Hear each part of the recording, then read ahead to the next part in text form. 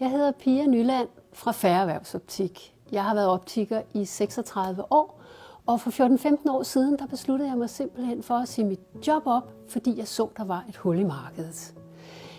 Her 14-15 år senere har vi besøgt 40.000 medarbejdere rundt omkring i de danske virksomheder, og det viser sig, at hele 32% af dem, der troede, de skulle have skærmbriller, rent faktisk ikke havde behovet.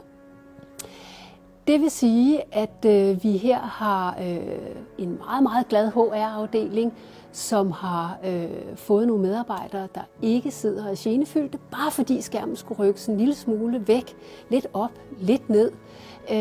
Og en økonomiafdeling, der er super glade for, at vi har reduceret antallet af unødige skærmbriller og dermed vundet noget økonomi, som kan forbedre arbejdsmiljøet samlet set.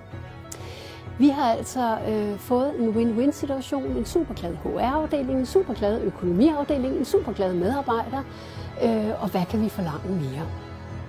Uanset om du er en virksomhed med ganske få ansatte, eller du er en A-virksomhed med rigtig mange ansatte, så er jeg stensikker på, at vi kan hjælpe dig også.